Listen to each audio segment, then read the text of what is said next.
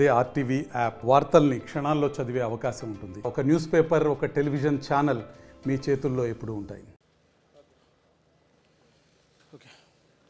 నెల్లూరు జిల్లా చేవూరు వద్ద కూడా ఈరోజు ఏర్పాటు చేసినటువంటి ఇండోసోల్ ప్రాజెక్టుకు సంబంధించి నియామక పత్రాలు, అంటే ఇండోసోల్కు సంబంధించి చేవూరు గ్రామంలో భూములు ఇచ్చినటువంటి రైతుల కుటుంబాల నుంచి ఒక్కొక్కరుగా కూడా ఉద్యోగాలు అందిస్తూ ఇండోసోల్ అయితే ఈరోజు నియామక పత్రాలు అందజేస్తున్న కార్యక్రమం అయితే ఏర్పాటు చేశారు. ఆ కార్యక్రమానికి ముఖ్య అతిథులు కూడా కందుకూరు శాసనసభ్యులు ఇంటూరు నాగేశ్వరరావుతో పాటు జిల్లా కలెక్టర్ ఆనంద్ గారు వీళ్ళందరూ కూడా హాజరవుతున్నారు. మనతో పాటు ఇంటూరు నాగేశ్వరరావు గారు ఉన్నారు. వారు అసలు ఏమనుకుంటున్నారు, ఎందుకంటే గతంలో ఎన్నడూ లేని విధంగా పారిశ్రామికంగా పెద్దపేట వేస్తుంది కూటమి ప్రభుత్వం. అందులో భాగంగా కూడా ఈరోజు నియామక పత్రాలు అందజేస్తున్నారు.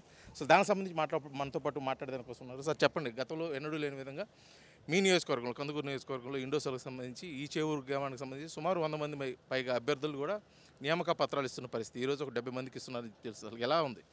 ఏదైతే ఈ ప్రాంతం అంతా కూడా మెట్ట ప్రాంతం, ఈ ప్రాంతాన్ని బాగు చేయాలని చెప్పి గౌరవ ముఖ్యమంత్రి గారు ఈ మా నియోజకవర్గాన్ని ఇండస్ట్రియల్గా పారిశ్రామికంగా ముందుకు తీసుకోవాలన్న ఆలోచనలో భాగంగానే రామాయపట్నం పోర్టు కానీ, ఇండోసోల్ కానీ, బీపీసీఎల్ కానీ దానిలో భాగంగా మేము ఏదైతే చెప్తా ఉన్నామో ఈ నియోజకవర్గంలో 30,000 మంది కూలీలు బయట ప్రాంతాలకు పోయి వలసకి వెళ్ళి బతికే పరిస్థితి.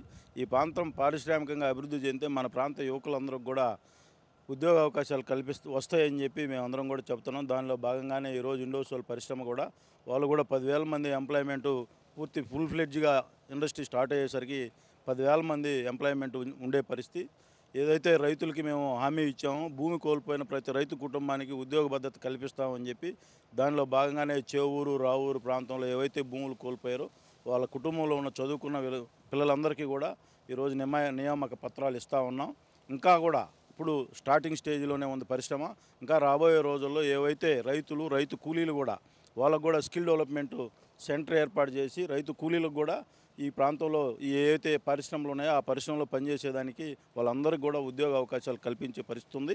తప్పకుండా ఈ ప్రాంతం రాబోయే కొన్ని సంవత్సరాల తర్వాత ఈ ప్రాంతం ఒక పారిశ్రామికంగా ఒక ఇండస్ట్రియల్ హబ్గా మా నియోజకవర్గం తీర్చిదిద్దడం జరుగుతుంది. గౌరవ ముఖ్యమంత్రి గారికి, అలాగే యువ నాయకుడు మా లోకేష్ బాబు గారికి, ఉప ముఖ్యమంత్రి పవన్ కళ్యాణ్ గారికి ఈ ప్రాంతాన్ని, ఈ రాష్ట్రాన్ని పారిశ్రామిక అభివృద్ధిగా ముందుకు తీసుకొని దిశలో తొలి అడుగు అని చెప్పి నేను భావిస్తా ఉన్నా. తప్పకుండా ఈ సాగర్మాల కానీ ఏదైతే ఉందో మా ప్రాంతం అంతా కూడా తీర ప్రాంతానికి దగ్గరలో ఉన్నాం కాబట్టి ఈ నియోజకవర్గం రాబోయే రోజుల్లో ఒక కొత్త కళ వస్తుందని చెప్పి నేనైతే నమ్ముతాను. అయితే ముఖ్యంగా రాష్ట్ర వ్యాప్తంగా కూడా ఇప్పుడు కూటమి ప్రభుత్వం ఏర్పడిన తర్వాత కూడా ఎక్కడెక్కడైతే పారిశ్రామికంగా అనుకూలంగా ఉన్న ప్రాంతాలను కూడా గుర్తించడం జరిగింది. అందులో భాగంగా కందుకూరు నియోజకవర్గంలో అత్యధికంగా వనరులు ఉన్నాయి కాబట్టి ఈ ప్రాంతంలో మరికొన్ని రోజుల్లో, రాబోయే రోజుల్లో ఇంకా వనరు సంబంధించి ఫ్యాక్టరీస్ కానీ, ఇండస్ట్రీస్ కానీ వచ్చే అవకాశం ఉందా? దానికి ఏదైనా ప్రభుత్వం నుంచి ఏదైనా ప్రతిపాదనలు ఏమైనా ఉన్నాయా? అంటే ఒకటి పోర్ట్ వచ్చిందంటే ఆ ప్రాంతం అంతా ఇప్పుడు వైజాగ్ కానీ, కాకినాడ కానీ, కృష్ణపట్నం, సిసిటీ రోజు కొన్ని వేల మంది ఎంప్లాయ్మెంట్, అంటే అలాగే దగదత్తి దగ్గర ఎయిర్పోర్ట్ కూడా ఇవన్నీ వస్తే రోడ్డు కనెక్టివిటీ, ఎవరైనా కూడా వ్యాపారస్తులు,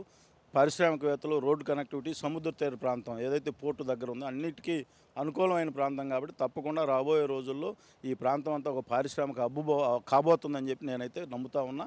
తప్పనిసరిగా అవుతుందని కూడా నాకు పూర్తి విశ్వాసం కూడా ఉంది. అది మీ ఆధ్వర్యంలో, కందుకూరు శాసనసభ్యులుగా ఉన్నటువంటి మీ ఆధ్వర్యంలో సుమారు ఎంతమంది ఎంప్లాయ్మెంట్ ఫుల్ఫిల్ చేయాలి అనేది మీరు టార్గెట్గా పెట్టారు? అంటే ఇప్పుడు పోర్టు కూడా ఇక ఒక 5-6 మంత్స్లో ఫుల్ ఫ్లెడ్జ్గా ఆపరేషన్ స్టార్ట్ అయ్యే పరిస్థితి ఉంది. అట్లాగే బీపీసీఎల్ కూడా రిఫైనరీ, పెద్ద ఇండస్ట్రీ, అది కూడా మన దేశంలోనే అతిపెద్ద రిఫైనరీ బీపీసీఎల్ కూడా వస్తూ ఉంది. అది కూడా ఇంకా గ్రౌండ్ స్టేజ్లో ఉంది. వీళ్ళైతే మన ఇండోసోల్ సంస్థ కూడా 10,000 మంది ఆల్రెడీ ఇప్పుడు దాదాపు 1000 మంది పనిచేస్తూ ఉన్నారు పరిశ్రమలో. ఇంకా కూడా అంటే ఇంకా ఎక్స్పాన్షన్ జరుగుతూ ఉంది కాబట్టి కరేడు ప్రాంతం వాళ్ళకి ల్యాండ్ అక్విజిషన్ కూడా స్టార్ట్ అయ్యింది, జరుగుతూ ఉంది. ఈ ప్రాంతం అంతా ఎవరైతే ప్రతి రైతు కుటుంబానికి కూడా నేను చెబుతున్నా, భూమి కోల్పోయినా ప్రతి రైతు కుటుంబానికి ఉద్యోగం కల్పించే బాధ్యత మేము అందరం కూడా తీసుకుంటాం. గౌరవ ముఖ్యమంత్రి గారు కూడా మాకు ఆ విధంగా హామీ ఇచ్చారు. తప్పకుండా అవన్నీ కూడా ఫుల్ఫిల్ చేసే బాధ్యత మేము తీసుకుంటామని చెప్పి చెప్తాం. ఇది మొత్తానికి కూడా ఏదైతే కందుకూరు నియోజకవర్గంలో ఉన్నటువంటి చేవూరు, అదేవిధంగా రావూరు మొత్తం ప్రాంతాల్లో ఉన్నటువంటి ఇండస్ట్రియల్ ప్రాంతాలను కూడా పూర్తిగా అభివృద్ధి చేసి, ముఖ్యంగా ఇక్కడి నుంచి వలసలు వెళ్తున్నటువంటి అరికట్టే దానికోసం ఈ ప్రాంతంలో భూమి కోల్పోతున్న ప్రతి ఒక్క కుటుంబానికి కూడా ఉద్యోగ భద్రత కల్పించే లక్ష్యంగా కూటమి ప్రభుత్వం అయితే చర్యలు తీసుకుంటే రాబోయే రోజుల్లో ఇక్కడ ఉన్నటువంటి వనరులను దృష్టిలో పెట్టుకొని రామాయపట్నం పూర్తయ్యే లోపల కూడా వేల సంఖ్యలో ఉపాధి కల్పించేదాని కోసం కూడా కూటమి ప్రభుత్వం అయితే గట్టి చర్యలు తీసుకుంటుందని చెప్పేసి కూడా కందుకూరు శాసనసభ్యులు ఇంటూ నాగేశ్వరరావు తెలియజేస్తున్న పరిస్థితి. వీడియో జర్నలిస్ట్ లక్ష్మితో శ్రీనివాస్, ఆర్టీవీ, చేవూరు, నెల్లూరు జిల్లా. మరిన్ని వీడియోస్ కోసం ఛానల్ ని సబ్స్క్రైబ్ చేయండి. లేటెస్ట్ అప్డేట్స్ కోసం వాట్సాప్ ఛానల్ ని ఫాలో అవ్వండి. అండ్ లింక్ డిస్క్రిప్షన్ లో ఉంది.